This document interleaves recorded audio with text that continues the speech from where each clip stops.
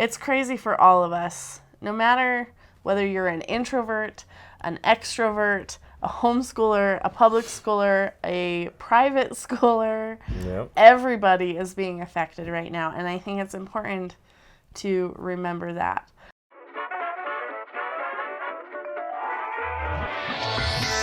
Okay, so to the point of homeschoolers being able to hold it all together because they're used to this kind of thing. Oh man, we're so not. I mean, most homeschoolers, the homeschoolers I know, are out all the time. They may even go more places. Field trips. Yeah, they may go more places than a normal kid that goes to public school. Homeschool groups. Yeah, totally. Co-ops. Yeah, the co-ops on Facebook. And All stuff. of the museums that they go to regularly are closed now. We did start in the public school system, so we haven't always done homeschool. So Eva started in public school. Yeah. She went to kindergarten. Yeah, she went to kindergarten for about half of the school year. And part of the time that she was in kindergarten, we did half-time. So it was half of the time that she was in, and then the other half I covered the rest, and I worked it out with the teacher and with the principal. And the principal, you remember those meetings in the principal's office? Yeah. Oh my gosh. Yeah, but I ended up learning that it was so much easier to get her to retain everything that she was learning when she didn't go back in between. And like, it took so little time for her to get through the subjects, but when she went to the school, she was forgetting a lot of things we had gone over. Because they had to hold her back. I think that was the crux of it. That was the biggest part of it. Like, we had, this awesome daughter that wants to read a bunch, and she'd find herself in the reading corner, and then she'd get in trouble for being in the reading corner because, hey, it's rug time.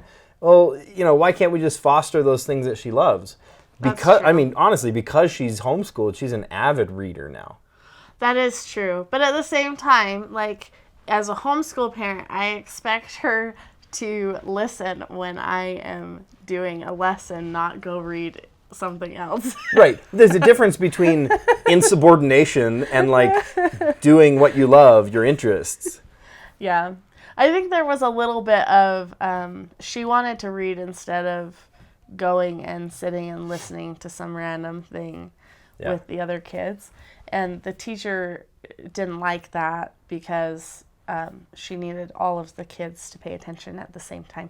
And so she spent a lot of days in timeout when she was in school. Yeah. Yeah, it's not for everybody. Yeah. Homeschool is not for everybody. We don't preach it like it's the panacea. It's the thing that's going to fix everything. Yeah, and even within homeschool, there's so many different curriculums to choose from. And every kid learns better from a different type of curriculum. There are kids, their learning styles. Some like it more hands-on. Some more like it from a book or reading or listening. Yeah, there's so many learning styles and it's good for the kids to experience all of the learning styles to a degree, but if you can implement their main learning style the most and then just give them tastes of the other learning styles, then they will internalize it better. And so at first with Eva, it was super easy to homeschool. And I was like, this is a piece of cake. I love it. Because she has the same learning style as me. Yep. But then when Ty started homeschooling, once he got old enough, it was so overwhelming because he's a different learning style. He's a lot more kinesthetic. And he's interested in different things. Yeah. Well, the interest level is fine. I'm okay switching subjects. But it wears me out to be quite that level of kinesthetic, like quite that level of setting up projects. And like, it's tiring for me because I'm not as kinesthetic. I prefer to read it and then to do something related to reading it.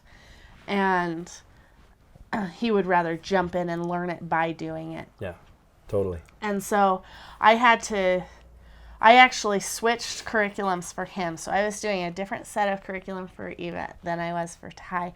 And then when Daisy jumped in, she's really kinesthetic too. But so I could use the same curriculums, but having 3 in homeschool was really overwhelming because of the amount of time that it was taking. Because I was still in the mindset of doing one-on-one lessons for everybody. And 3 kids in one-on-one lessons is just like... It's a one-room schoolhouse. It's insane. So I had individual tutoring hours for each kid. Yeah, I had to switch it. To essentially a one-room schoolhouse where the lesson was the same for everybody, and then we delve into different parts of it at their level. At a more leveled pace, but at an appropriate level for each kid. The main lesson had to be the same for everybody. I really couldn't take it. And I think that's why so many people are overwhelmed right now with this whole thing. But I have to say that when we did take Eva out, I started her on an online school program. So she didn't actually... they made sure to let me know very strongly that doing the online K-12 school, even though it was technically homeschool because the kids were at home, that I was not their homeschool teacher, that their teacher was online, and that I was their homeschool mentor. And so I wasn't allowed to say that I was their teacher. Yeah. And there was so much bureaucracy in all of the online school that I just couldn't hack it. I don't like bureaucracy. Well, it was all of the different things that you have to do or you get in trouble. Every day you were doing a new benchmark, and it was just kind of ridiculous. I really, I probably could have hacked it, but it was so frustrating. And so I went off of that, and after that we switched to me trying out different curriculums until I found what fit each kid, where the online school isn't based off of what fits each kid. There are some really cool things about it, but then the cool things weren't as much as the annoying things. Yeah, it's pretty cookie cutter. Now, if you rewind the tape, you can actually hear who this one is, but I don't want to downplay any one curriculum. One's good, one's maybe a little half-hearted, but there's a lot of good curriculum out there. I'll definitely say that, but not all of it. Let me silence that. Not all of it do we connect with. We don't connect with every piece of curriculum, and we've even purchased curriculum, and then 2 lessons in, we're like, this doesn't really fit us. Yeah, I've really had to learn what my teaching style is too, because you have a learning style and then you have a teaching style just naturally. Everybody does, whether they've used it or not. And I didn't know what that was until after I started homeschooling. Yeah. And it took me a little while to learn it, and it's not necessarily what you like more. It's the way you can be attracted to something, and you just can't implement it as easily as other people can implement that. It's the way you're able to present it best. Yeah, for me, I have to have curriculum that's the least amount of work behind the scenes. I need to be able to open and go, and I need to not have curriculum where I have to sit through and plan every little thing that we're going to do that week and then pull together everything for it. I need to just open it and go, oh, today I need to grab this and this and this out of the cupboard. Minimal prep. Yeah, and once a week I could look at those lists and make sure I have it in the cupboard. But on the day of, I need to just be able to open it, read the portion to the kids that we want to read, and then it spurs something, and then we research it further. We do the activity that goes with it that I have thought of or planned or that it was told to do, and it really works well. But online school, can look a lot of different ways. Yeah. I've seen it look a lot more ways in the last little while than I have in the past, too, which is cool. Now with the virus and social distancing and stuff, we kind of don't have a choice. Here we are in this online curriculum world now. You know, whether, you know, in a higher ed, whether using the Blackboard Canvas model and stuff, or in public school now where the, you know, secondary schools already do all of this, you know, they do Canvas, they do all of this online learning, at least in some portion.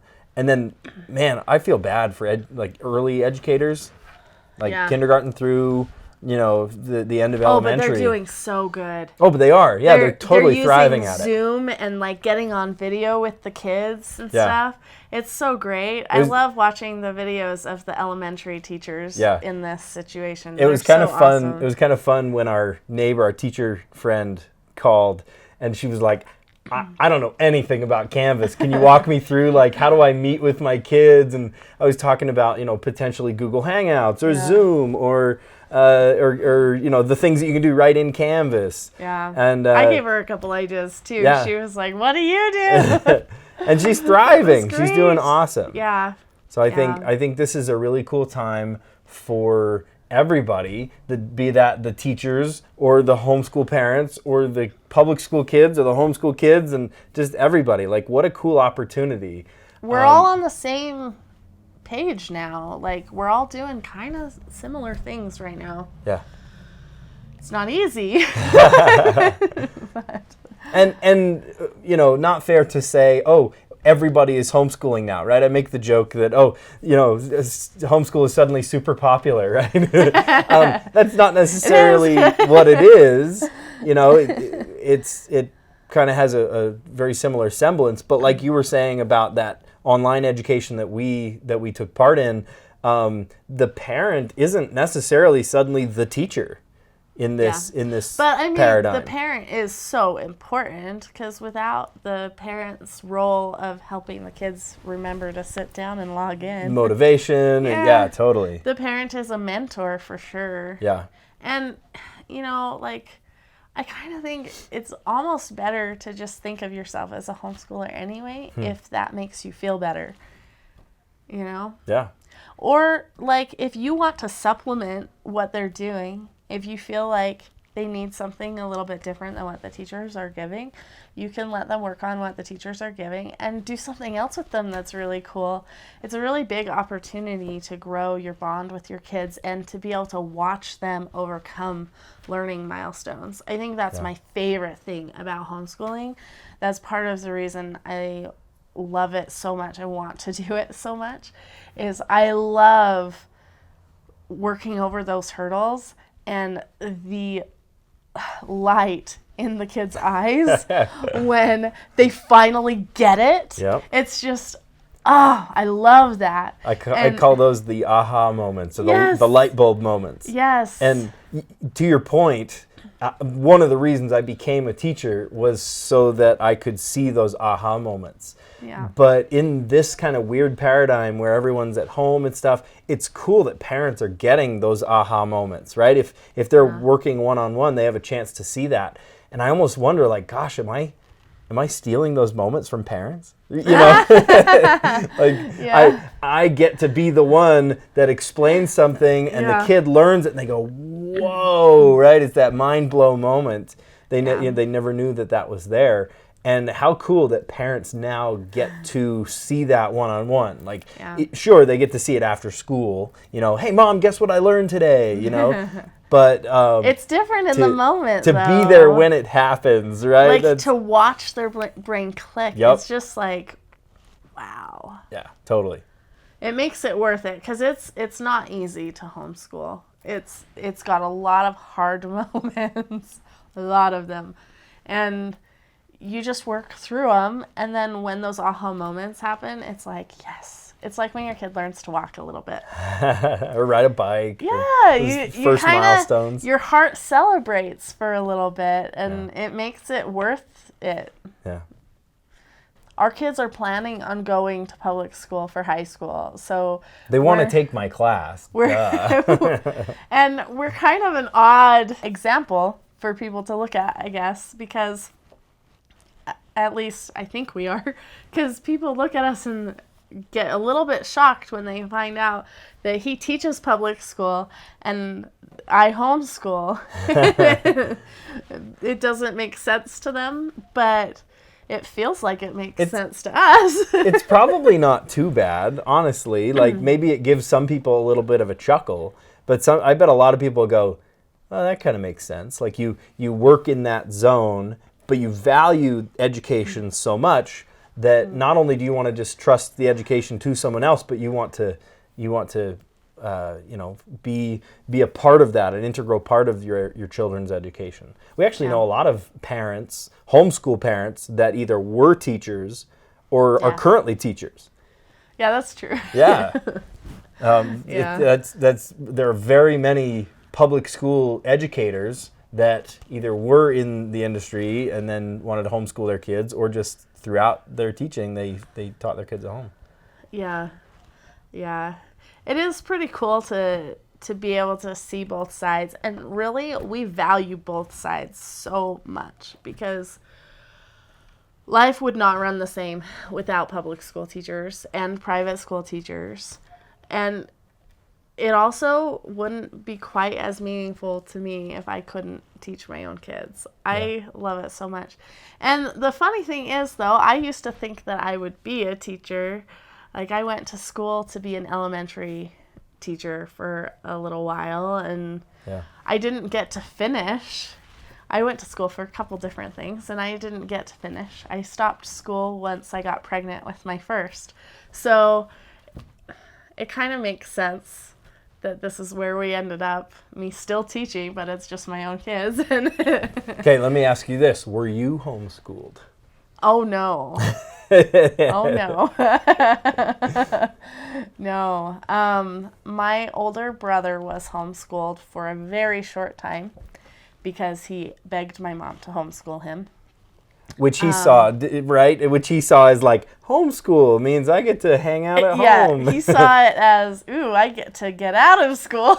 That's funny. My mom was excited, though. That was a really long time ago. It was before there was so many curriculum options available, and you pretty much, at that point in time, you had to mostly create the curriculum yourself, which I don't know if I don't think I'd be a homeschooler if I had to create my own curriculum at this point, just because that is not something I would be interested in. It's a lot of work.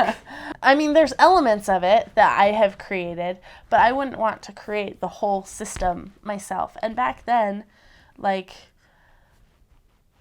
that's what homeschoolers had to do. That's what homeschool parents had to do. They had to create it from scratch. So my mom actually, she got kind of into the idea when my brother asked her to. And so she built from scratch this massive chalkboard that like covered an entire wall. And she set up some like desk things in front of it and tried to make it school at home. A lot of homeschoolers now purposefully try to make it not feel like school at home, but instead a learning space at home. I love our learning space. Yeah, it's fun. The majority of the kids' learning happens just right at the dining room table. And then when they do kind of their one-on-one stuff, they have their own little individual desk pods that they work at. All four of them share a room, and so I wanted to give them some individual space where they don't really get individual space a lot in our house because we don't have a massive house. So that desk is like their individual space. That's the space that the other kids aren't allowed in. It's the space where they can keep their personal schoolwork and their personal trinkets and stuff. So yeah, it's a good nice setup. But when I was growing up, I really thought that homeschool kids were probably really weird, and I just had this assumption that if you homeschooled, it would make you really socially awkward and probably turn you into an introvert. And I I had always been like, there's no way anyone could ever get me to homeschool my kids, because I'm not going to ever do that. And it wasn't until Eva was in public school that my mind started to shift.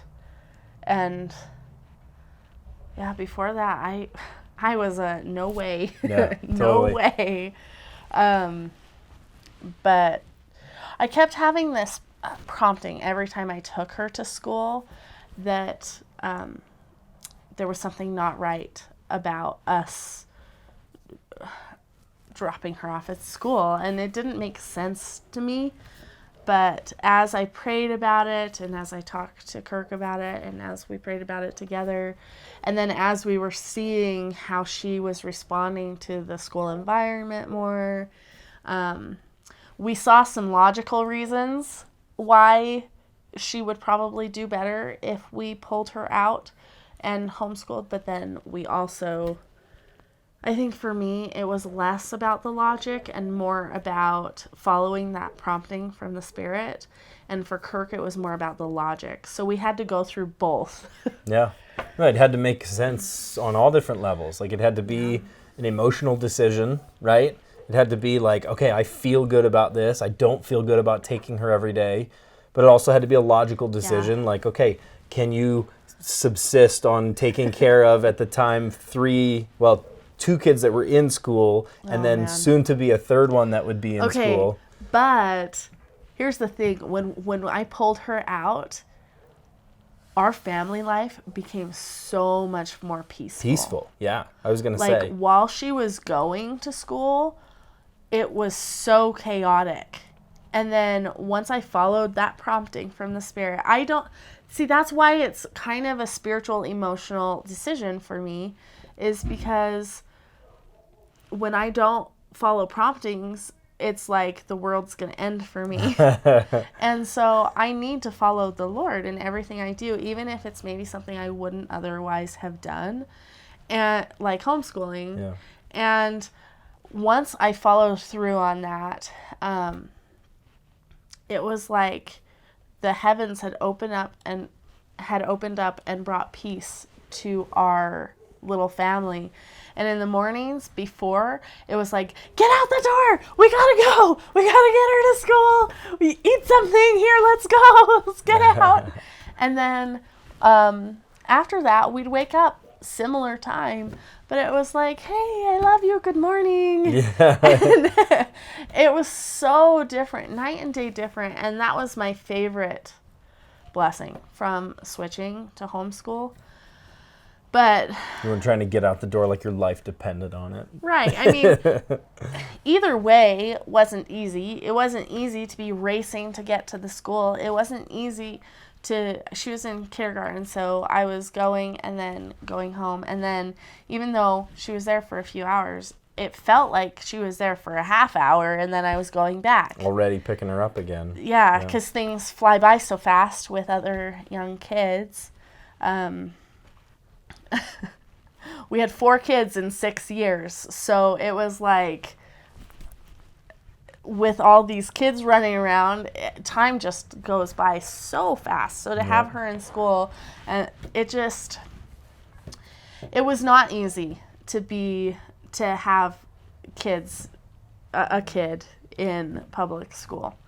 But there are different challenges when you homeschool. And I think a lot of people are seeing some of those right now. Yeah. They may not be seeing as much of the challenge of learning curriculum styles and stuff, but they're seeing other challenges. No matter what you do, you're going to have challenges. Yeah. It's just, which challenges do you prefer? Yeah. Remember we were talking about a couple days ago that the joke that got pretty big, right? The guy that has the interview, and he says, okay, well, option A is you can be quarantined with your wife and kids, and then option B, and he just says, B, I'll take B. And we were like, I thought it was kind of funny just because I love funny things, but But you were I kind have of a more like... serious personality. Let's just say that.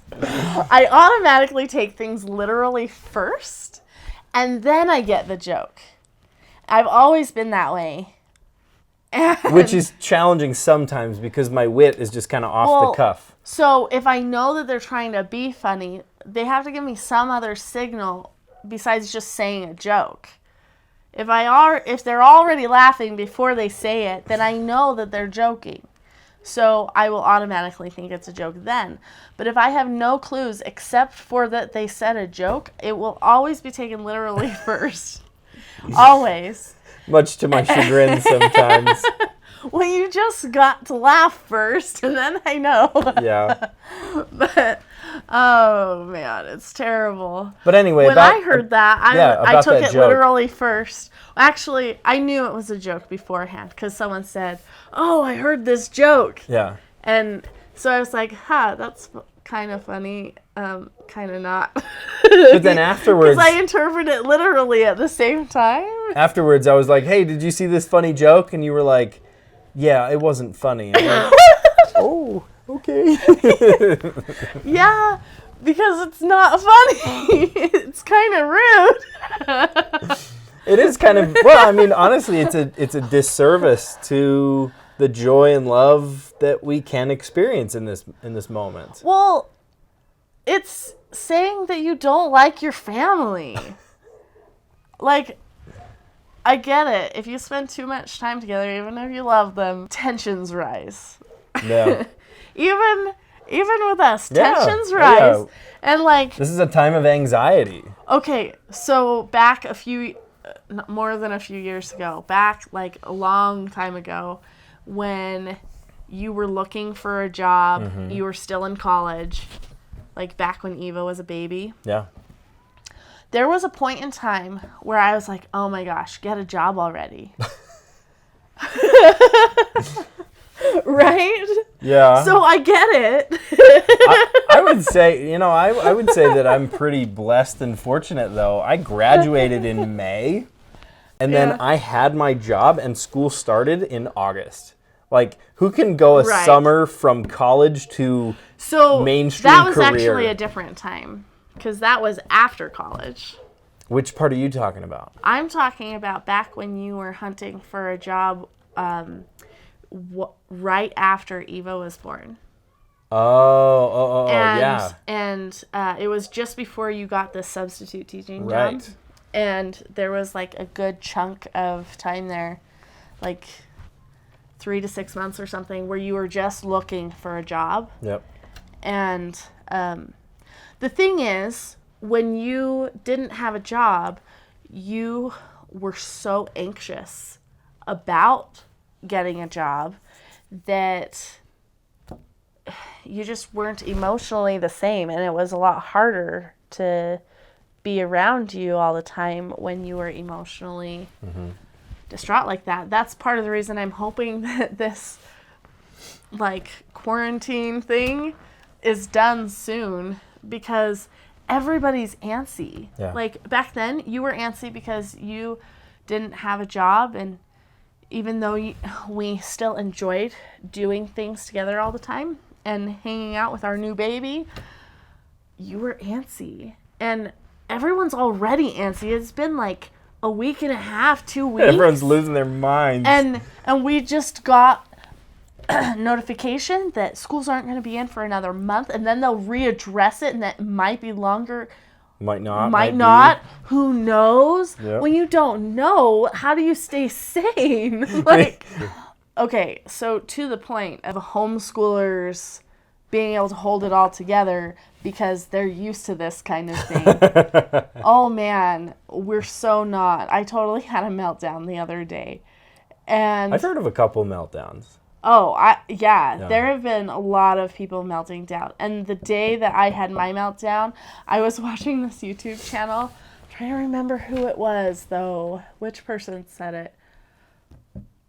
Oh, I think it was She's in Her Apron. I love her. Kimmy is so cute. But she said that she had had a meltdown. And I was like, I had my meltdown at the same time. We're meltdown sisters. I felt like I wasn't alone because someone else had melted down too. It actually gave me comfort in this really obscure way.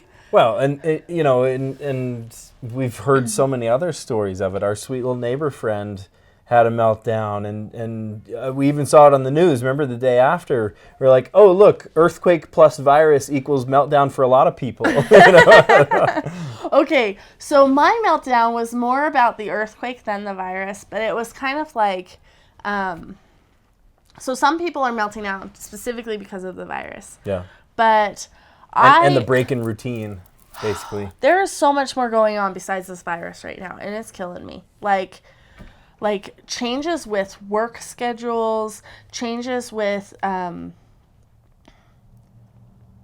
holy cow, what isn't changed? Yeah, there's a relative fear of like your safety too now. Yeah. Like physical safety. So when the earthquake happened, by the way, if you're tuning in from somewhere else, northern Utah had a 5.7 earthquake. Yeah. Okay, not just that though. Followed by hundreds of aftershocks. Right, but there was a 5.7, then a 4.7, then a 4.0, and there were just tons of aftershocks, and all of Wasatch Front felt it. Felt that first 5.7, but then we're closer to the epicenter than any of the rest of our family, so we felt all of these other aftershocks, but the rest of our family is like, why are you worried about it? and I'm going, our house is shaking and it's going to fall down. Yeah. I totally did not feel safe anymore. And then after after the first aftershock, you turned into like the Princess and the Pea. Every time there was like a minor tremor, something would shake a little bit, I would like sleep through it. I was waking up. Honey, wake up, there's another earthquake. So there would be like these 2.0, 2.5 earthquakes that were aftershocks. And usually you can't feel those. And honestly, usually I don't. Because my body just got so traumatized by this earthquake, I just, every single one of them I woke up for. And then I'd check the, what do you call that? Online, I checked to see if it was actually the quake or if I was imagining things, because I did not want to be imagining things, and it was actually, it actually was me feeling the quake, and I was like, this is really happening. What's the name of that app that you downloaded? The one that has the map on it. Is that just a website? I downloaded 3 different earthquake apps, and I don't like any of them as much. Wasn't it just the website that turned out the best? To the website, but there's one app that I liked the most, and then I like going to the website for the most up to date. What is the website though? So, it's the University of Utah seismology website, and I just search for them on Google and then click on it. Bookmark it. So I'm not sure what the actual web link is. Yeah, because after you thought you felt one, you felt pretty confident in just getting out your phone, and a couple seconds later, oh yeah, sure enough, we did have one. Yeah. And then I did go through a little bit where I, a couple days later, I think it's been a few days, I have felt some that weren't an earthquake, and that was like a truck driving by, and I had to double check. Were the kids jumping around in the next room? Do you remember that? Was that the kids? Was that a truck at night? For a couple nights there, though, I was waking up every half hour to these aftershocks, and every single one of them was actually an aftershock, and I could feel them start and end, and it was bad. It was bad. So I didn't get very much sleep there. Yeah. And by the end of 2 days of earthquakes, I was a mess. And Kirk wanted to take the kids for a walk. So I was like, and he asked if I wanted to go. And I was like, absolutely not.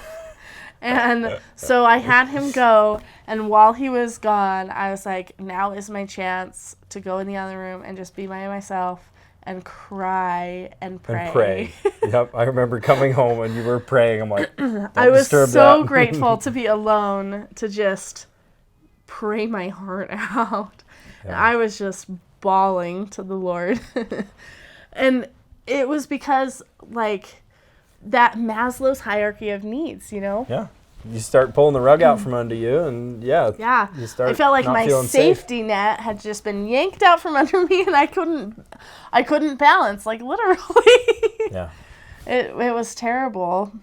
Yeah. So I still have a little bit of a shake, just this constant shake in my legs from it.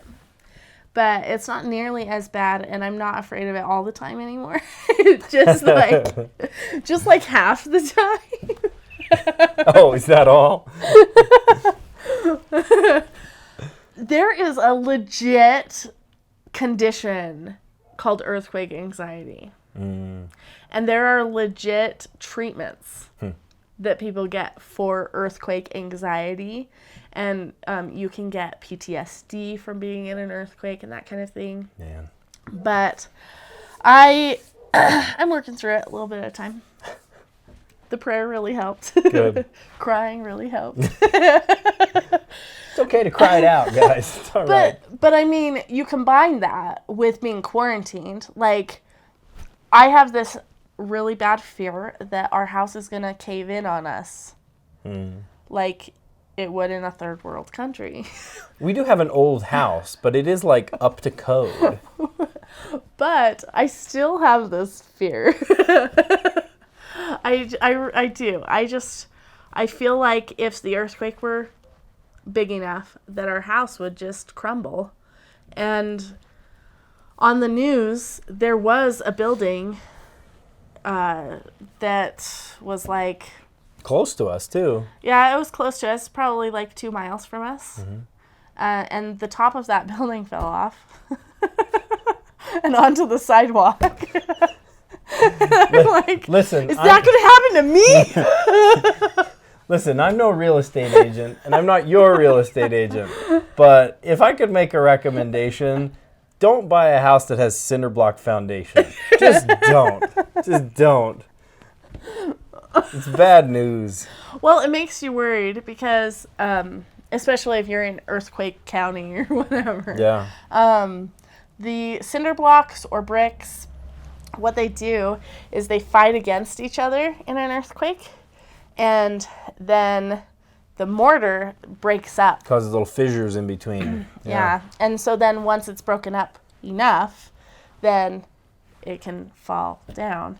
But there are ways of preventing that. Like there are actually multiple ways of preventing that. One is with new building codes, they always do this, but just filling all of them with cement.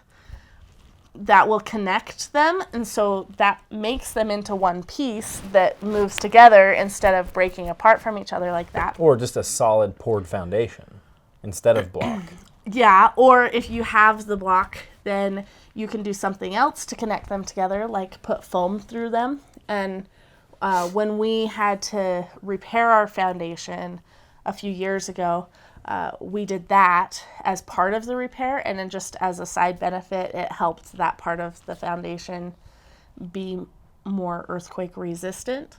But it wasn't to the whole foundation. It was only to the parts that needed a repair. And so I'm kind of like, well, that part of the house is safe, but what about that part? There's also like kits you can buy of things that you can attach to the bricks to make them more stable in an earthquake too. I don't know as much about those though. I've seen them though. Yeah. What we ended up doing was really good. Yeah. And we didn't even need it in our garage because our garage, for some reason, they filled it with... I don't know why they wouldn't do that to our foundation, but they would do it to our garage. The foundation must have been... Maybe there's 2 different like procedures for it or something. I don't know. It doesn't make any sense that our concrete or our cinder block foundation wouldn't be filled in those channels between the blocks, and yet our garage was already filled between. solid. We even drilled into it, and there was the block, and then a little gap, and then a little more of some kind of filler. Yeah. The other thing, though, is outside of the area that we live in Arkansas, they just had the tornado. Totally. A tornado during quarantine? Are you kidding me? And a fast-moving, big, thick boy, too. I watched the videos of that tornado, and I was sick. I can't.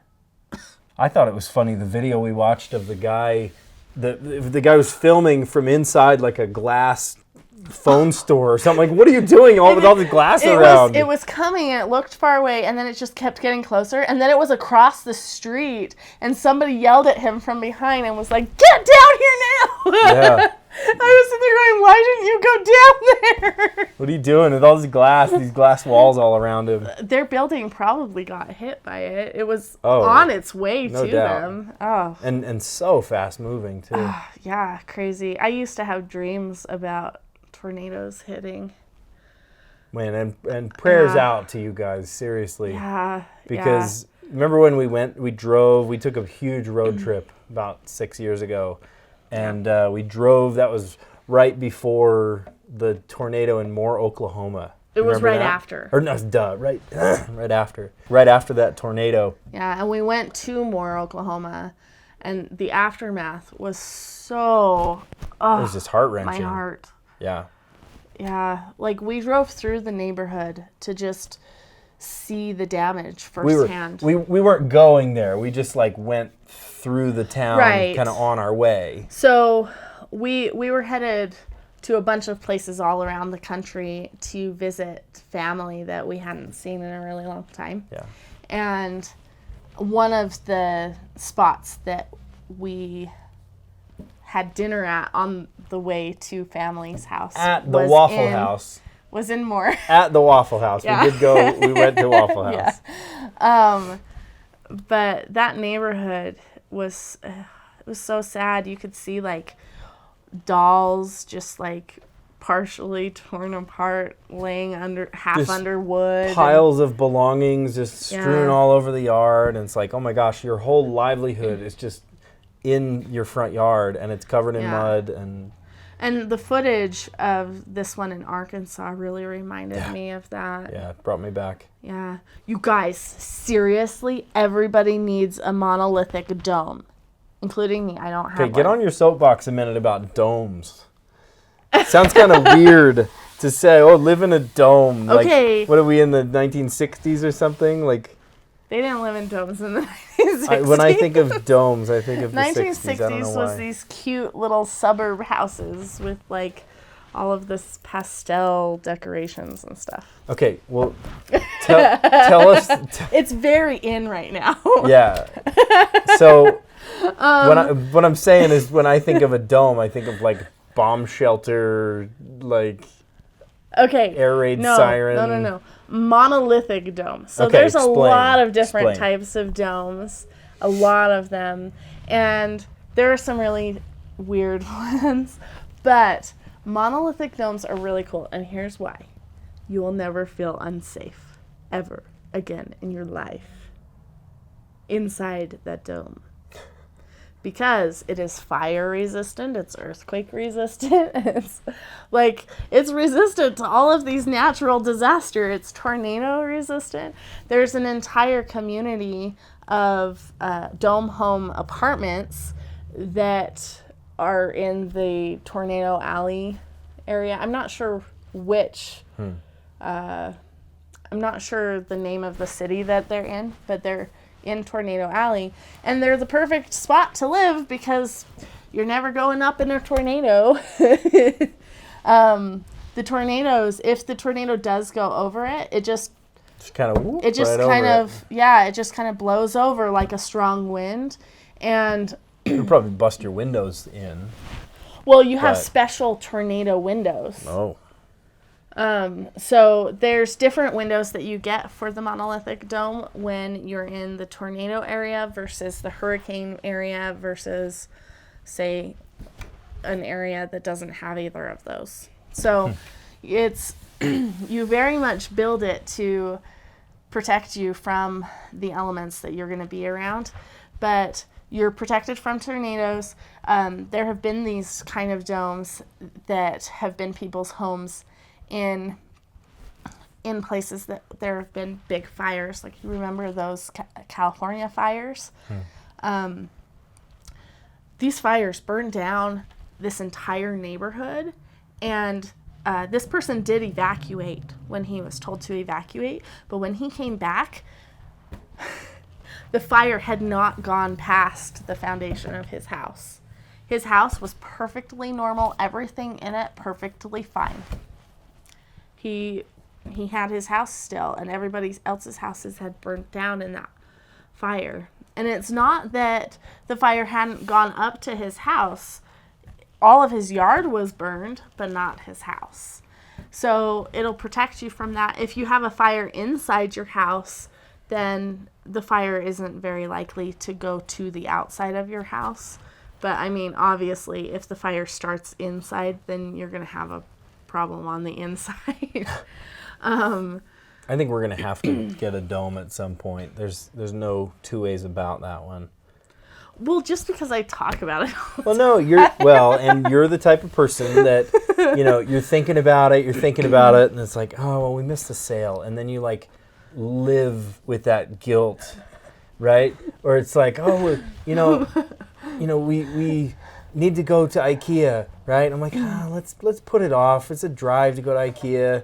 And then, like, I hear about it for the next month until it's like, okay, we're going to IKEA. All right, fine. Now we can do it. Or, like, when I was pregnant, and all I craved when I was pregnant with my first baby was bean and cheese burritos. Yep. Specifically from Del Taco, too, of, like, man. Weird. They're not quite the same now as they were back then. Remember they used to call them half-pound bean and cheese burritos. Man. I'm sure somebody actually brought a scale one time, and they were like, that's not actually a half-pound. Fill it up. Well, they make them a little smaller now because prices have gone up on food. Yeah. But it's just like, I needed that burrito so bad. And that sounds funny. He said no to the burrito because he didn't want to go to Del Taco. Yeah. And I couldn't stop thinking about it. So that's all I talked about for 4 days. Oh, you know what sounds good? A bean and cheese burrito from Del Taco. Yeah. Too bad we don't have one right now. That would be so good. Oh, and with their strawberry milkshake. Yep. And they were only $1. Yep. Yeah. That is what would be the best right now. You know what else would be really good? A bean and cheese burrito. So then eventually I just kind of went, okay, fine, let's go get it. Yeah. So I went and got your burrito. And I got your strawberry milkshake too. That's back in the day when they used to add like actual strawberries to it. I don't like the strawberry milkshakes that just have like strawberry flavoring in them. Yeah. But if they have real strawberries in them, my heart. Oh, you're a lady of class, of course. You want real fruit in your smoothie. I want real ice cream, too, not the fake stuff. Not the squeezy stuff that comes out of the soft serve machine. Oh, man. Oh, did you see that video? I don't know if I showed you. There's a Daily Dose of Internet that just came out where there's footage of a bunch of cats in a room. It's like security camera footage. Uh-huh. And all of the cats wake up and start kind of scampering around. And then a couple seconds later was the earthquake.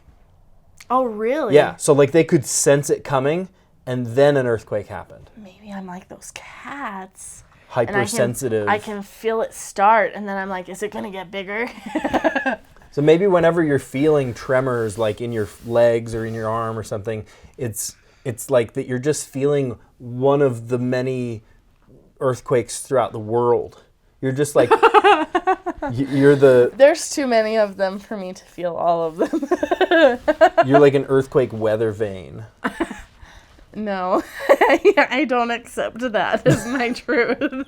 No, then you'd have some kind of Parkinson's or something, because the earth is always shaking. Yeah, on that one app, I had it notify me anytime that there was an earthquake At bigger all. than a 5 anywhere in the world, and it's constantly notifying me. It was like your anxiety app. I'm like, oh, you have to turn off your anxiety app. So I need to get rid of that app now because I can't take it. I can't take hearing about every single one. I'll hear about the biggest ones on the news, but hearing about every single one, it's like that's so far away, but I'm so anxious about what's going on here, and so then I'm like, oh, is it gonna like transfer to here? Yeah, right. I'm like, honey, we're not in Myanmar, okay? Yeah, I do feel for those people though, because I have been struggling with it. Yeah. And I'm sure they'll struggle with it too. Although maybe they're more prepared for it than I was, because I've never been in an earthquake before. And one of my friends mentioned this to me. Another Kim. I have a lot of friends named Kim. I know a lot of Kims. But she said, I feel really bad for you because you went to school and every day at school they told you, well, maybe not every day, but throughout your time in school, they've always told you that there's going to be a big one, a big earthquake, and it's going to kill everybody. You're all going to die from it unless you're ready. And then you might still die from it. So be ready. And she's kind of right.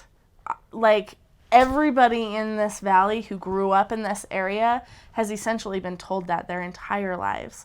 I really was told something similar to that, maybe not exactly that, but that was indoctrinated into us when we went to school.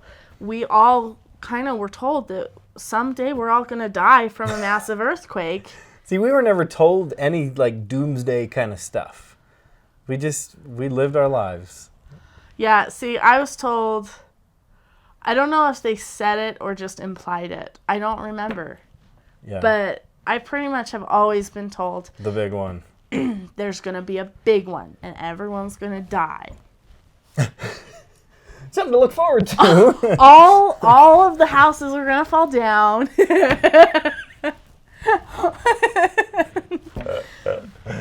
And now I'm kind of like, well, the newer houses are, the coating on them really resists earthquakes a lot better than these older homes. A lot of the older homes, like the homes built in the 50s and stuff, kudos to them because they made beautiful homes, but they did not make earthquake resistant homes. Yeah. At all. Like, their homes are the most likely homes to fall down. And it's really good in our county, though, because in our county, they have been working on refortifying a lot of the older homes that are made out of brick. And that's going to make it so that a lot less homes fall down on people. Mm-hmm. You're still going to have the homes that they haven't gotten to, though, or the homes that people didn't know that was an option. Right. They haven't done our home. But I don't think we're in their demographic for doing it either. Probably not. And before that would ever happen, we'd probably move. Or we would do it ourselves. we are very like we're very go-getter. DIY. Yeah, DIY and go-getter. If I get something in my head, I just want to do it. Why would I wait until someone else can help me with it? Yeah. If I had the choice, if you tune into my other channel, my YouTube channel, between buying a foot-long cable or cutting a cable and soldering an end on a cable I already have and just buying a connector, I'd much rather just buy the connector. Number one, because it's cheaper, and because you get like the satisfaction of doing it yourself, right? It's in the name. Yeah. There's something to doing a thing and like being satisfied with it when you're done. It's like, man, I did that. Like, I could have bought that. But I know how to do this. Or maybe like the learning experience is part of what makes it awesome too. Yeah, there gets to be a point where I'm like, okay, it's easier to buy this, so let's buy it in this circumstance. And then other times I'm like, why would I buy that? I can make it. Yeah. So it depends on what it is. And maybe it also depends on how much I want to experience building it. Mm-hmm. Like, your time is money. well, sometimes I want to know how to do it just for knowing how. And then after that, I'm good buying it because I already know how and I don't want to take the time. Or other times I don't want to learn how. I would rather have an expert come. But here's the thing. We're not the kind of people either who just jump in and try it and then mess it all up.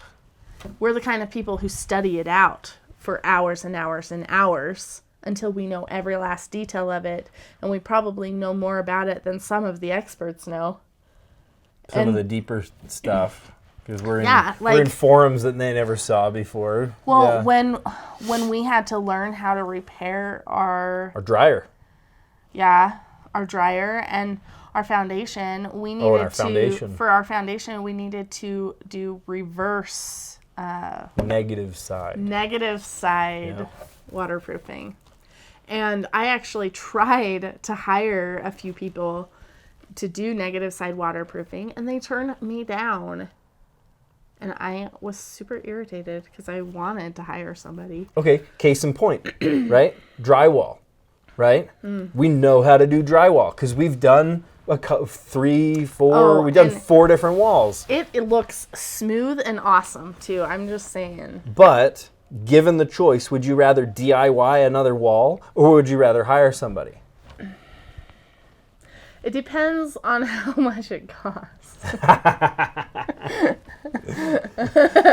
Me personally, unless it was like a patch-up job or something, I'd rather not like erect a wall again. I don't know. It's not that hard to drywall. It just takes time.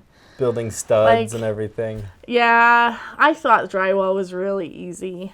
And it just took a lot of time. Right. Yeah, to do the mudding and then to sand and then to mud. But we're artists. And perfectionists. It's a bad combo, we're both isn't it? Perfectionists and we're both artists. And we're both teachers. Yeah. But, yeah, just the mudding was the hardest part. And honestly, I'm pretty sure that that's what the professionals would say is the hardest part, because that's the messy part. You have to sand it down, redo, do it sand again. it down, redo. Sand it, do it again. Yep. The professional are constantly leaving and then coming back so that they can let it dry and then sand it again. And I could just do that every time it was dry. Every 3 hours or so, I'd sand it again. You would want to jump on it so quick, and I'm like, honey, it's still wet. You're like, yeah, let's sand it anyway. No, it was dry in 3 hours, but I had to wait the full 3 hours. I remember you were very excited to get the next layer I on. wanted to only do it in an hour, but I had to wait 3, and I understood that. Yep. It just was hard because... Perfectionist, artist, can I also add impatient?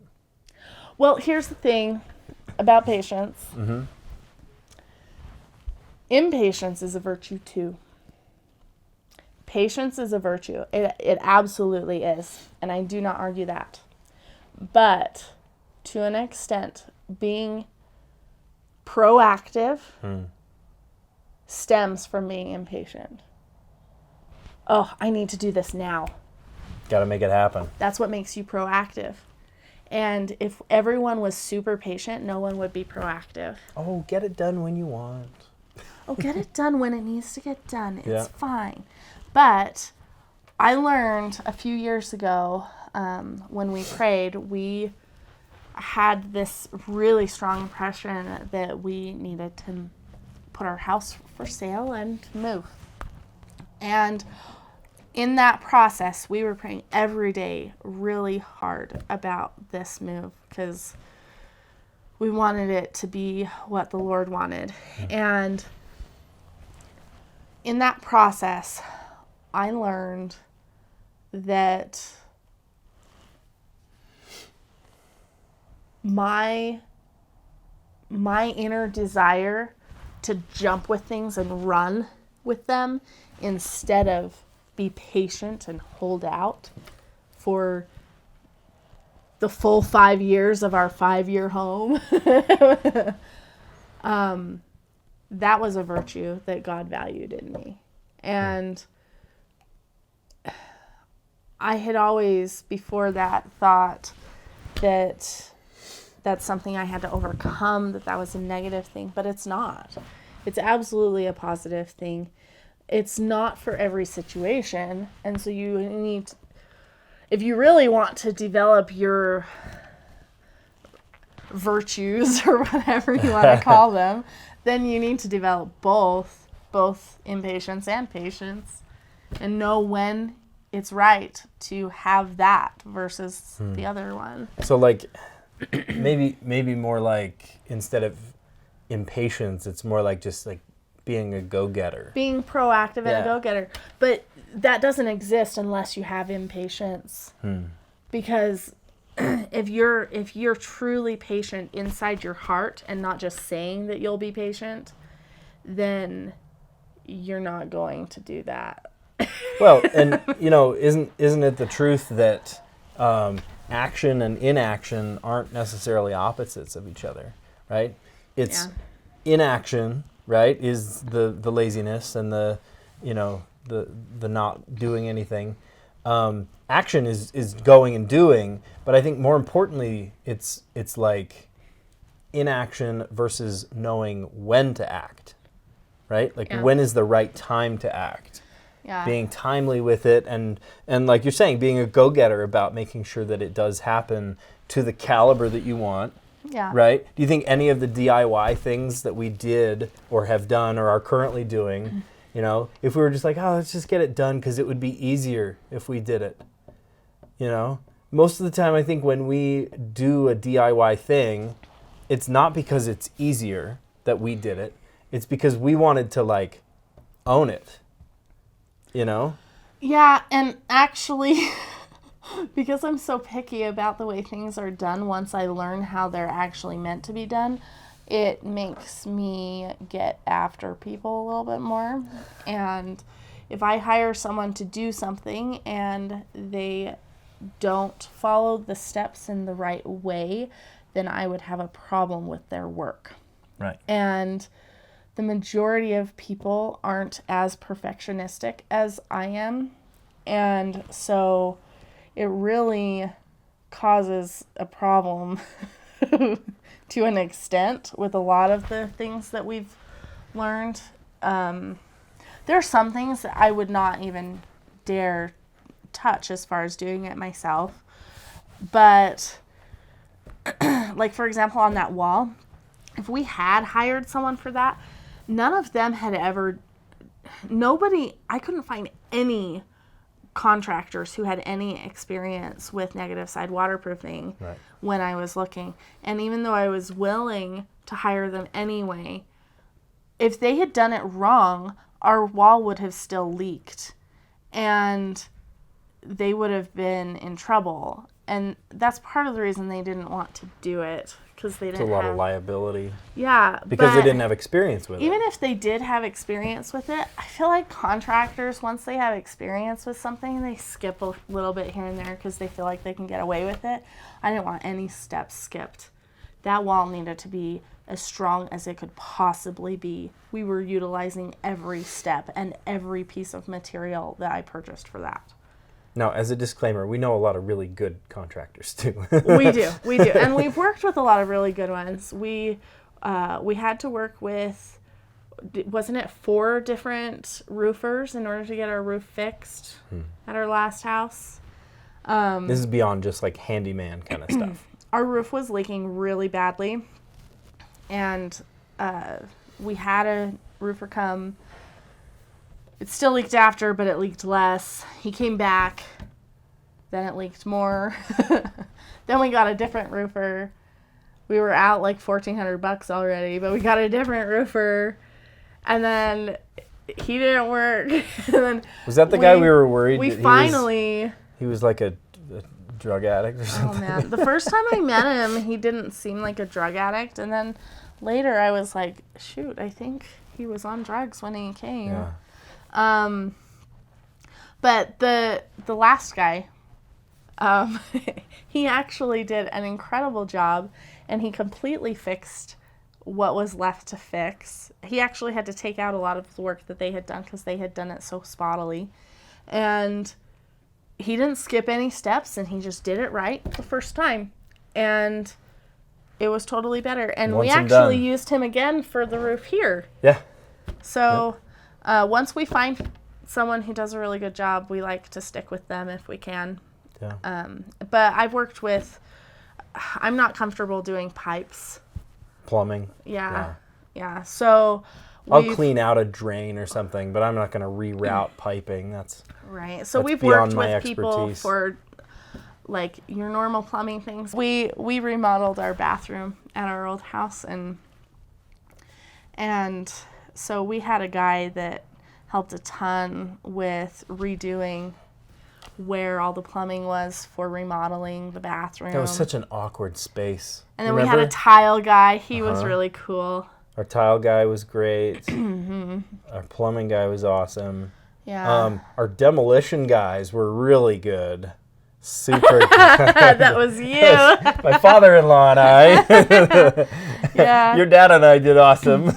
Yeah. And then I really liked the people that we had change out our air conditioning. Mm-hmm. Or I guess they didn't change it out. They added it for the first time. Yeah, it was a swamp cooler before. In our old house. This house had it when we moved in. Yeah, no, I'm saying the old house. Yeah.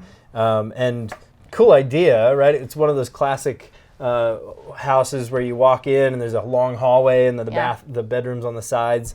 And right down that hallway, that's where you'd see the swamp cooler. We took the swamp cooler out. There's a big gaping hole in there. We're like, duh, let's put a skylight in there. Yes. So it added so much light. It was awesome. That's one thing. And the roofer made it so that it was like super easy. I attached the inside part and he did the rest. Yeah. And then fixed everything around it. Yeah. So it made it easier.